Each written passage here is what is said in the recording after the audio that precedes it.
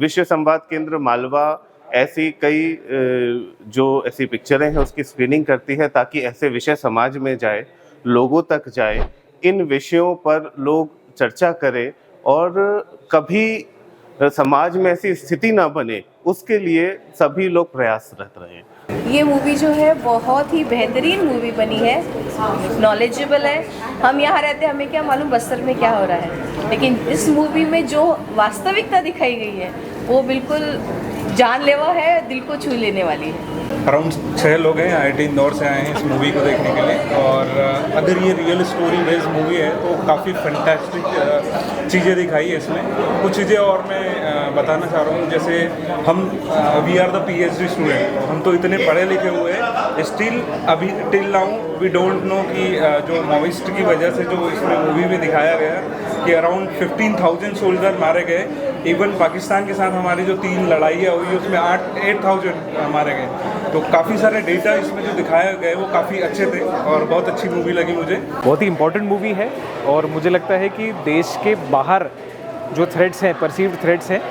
पाकिस्तान हो गया, चाइना हो गया, उसके बारे में सभी लोगों को जानकारी रहती है, पर देश की जो इंटरनल थ्रेट्स हैं, नक्सलिज्म को लेकर बहुत ज़्यादा लोगों में अवेयरनेस नहीं है। और अवेयरनेस न होने का एक मेजर कारण यह भी है कि मीडिया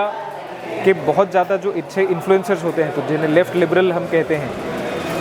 वो बहुत हद तक सक्रियता रखते हैं। इस वजह से इस बारे में बहुत जानकारी मिल नहीं पाती। इस मूवी के माध्यम से आई थिंक एक मौका मिला है कि ये इम्पोर्टेंट विषय आम लोगों तक पहुंच पा रहा है। मैं समझता हूँ कि बस्तर मूवी जो है, जो बनाई गई है, जो डायरेक्टर है, प्रोड्यूसर है, जो पूरी कम्युनिटी है, उनको सर्वप्रथम मैं धन्यवाद प्रेषित करना चाहूँगा कि एक अनसुनी सच्चाई, या आप कह सकते हैं एक अनसुने किस्से लोगों के सामने वो लेके आए, किस तरह से माओवादी, कम्युनिस्ट और लेफ्ट जो लोग होते हैं वो किस तरह से हिडन तरीके से काम करते हैं, समाज में रहने के बाद भी बेरुपिया बन के समाज को कहीं ना कहीं से दीमक की तरह खोखला करते हैं। वो इस मूवी के माध्यम से मैं देखने को मिला।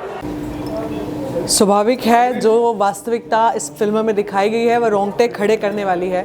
और वो जो डायलॉग है वो हम सभी ने वास्तव में उसे बहुत अंदर तक, गहराई तक महसूस किया है कि लोग कहते हैं कि बस्तर की सड़कें जो है वो डामर से नहीं, जवानों के खून से बनती हैं। आज कम से कम ऐसी फिल्में देख के सबसे बड़ी खुशी ये होती है कि जो हमारे देश की सच्चाई है वो बाहर आ रही है, लेकिन ये है कि हमारे देखने के साथ ही हमारा जो उत्तरदायित्व है पूरा नहीं होता, क्योंकि आगे आने वाली पीढ़ी को हम लोगों को ऐसी वाली फिल्में दिखानी बहुत ज़रूरी है। तभी हम बता सकते हैं कि हमारे देश में किस तरह का, कौन कौन से क्षेत्र में किस तरह की समस्याएं, और स्पेशली जो माओवादियों का जितना विभत्स दृश्य देखने को मिला, वो वाकई में हमारी जनरेशन को, एक एक बच्चे को ये फिल्म दिखानी चाहिए। ये फिल्म देखने के समय कुछ 7-8 सीन ऐसे आए जहाँ 2-3 सेकंड तक मैं ब्लैंक हो गया था और कुछ समझ नहीं आ रहा था कि क्या रिएक्शन होना चाहिए इस पर। सीटी बजाऊँ, अफसोस करूँ, या स्तब्ध था बस मैं। इतना अच्छा पिक्चराइजेशन है फिल्म का कि जनरली जो इस टाइप की मूवीज़ बनती है, इन मूवीज़ में हमने अभी तक ये देखा है कि मूवीज़ वेल मेड नहीं होती है, स्टोरी अच्छी होती है, सब्जेक्ट अच्छा होता है, लेकिन जो पिक्चर जो बनती है वो वेल मेड नहीं होती है। लेकिन इस फिल्म में ये शिकायत आपको बिल्कुल नहीं मिलेगी। आपको ज़रूर दूसरी बॉलीवुड फिल्मों की तरह यहाँ पे भी आपको वो सब देखने को मिलेगा जो आप देखने के लिए फिल्म में आते हैं। कहना चाहूँगा, सिनेमा का जो असली यूज़ है मेरे ख्याल से अब हो रहा है, जो जन जागरण के लिए कहा जाता है। और जैसे कि अभी अंदर हम लोग चर्चा कर रहे थे कि भारत का जो असली दुख, दर्द और पीड़ा है वो इस फिल्म से निकल के आ रही है और ऐसी फिल्मों से निकल के आ रही है। और वाकई में इस तरह की जो देशद्रोही गतिविधि चलाने वाले संगठन है वो देश में काफ़ी हैं।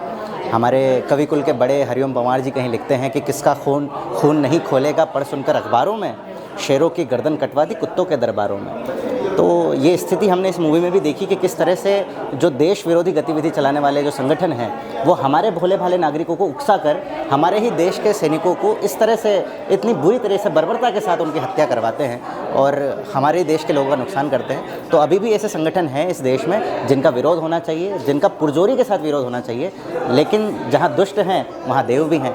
अच्छे संगठन भी हैं। एक चीज़ जो मैंने देखी वो ये कि हम हमारे देश में, मतलब हमारे देश में रह के वहीं का तिरंगा नहीं लहरा सकते तो क्या मतलब है।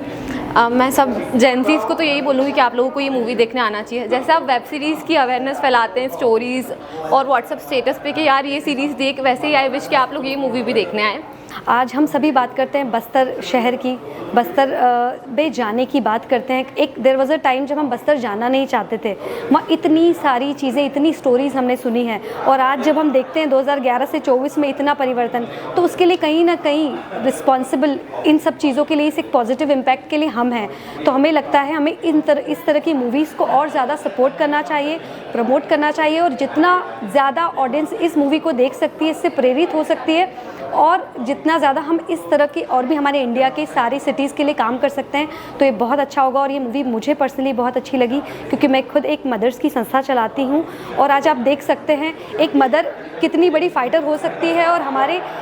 एक इतना बड़ा ज़िला बस्तर ज़िले को अकेले उस लड़की ने हैंडल किया। तो जैसा कि बस्तर छत्तीसगढ़ में, मैं छत्तीसगढ़ जा चुका हूँ, मेरे भैया वहाँ पे कोल माइंस में काम करते हैं, एक टेंडर्स वगैरह लेते हैं। तो क्या है कि मैं जब वहाँ गया, मैंने देखा मतलब वो जो इसमें बताया गया मूवीज़ में कि ये पूरा बहुत ज़्यादा पैसा है वहाँ इन चीज़ों के लिए, ये पूरा जो लेफ़्ट विंग बनाया गया है, लेफ़्ट विंग कहते हैं शायद। तो क्या है कि मैं भी जब अब जाता हूँ तो अब तो बहुत डेवलप हो चुका है, बट ये वाली जो चीज़ें हैं कि जो 2010 में ये चीज़ें चल रही थी कि ये ऐसा सब कुछ हुआ, वहाँ पे पुलिस वालों और आर्मी वालों को नहीं घुसने दिया जाता था, मतलब आजकल की फोर्स तो फिर भी कितनी वो है।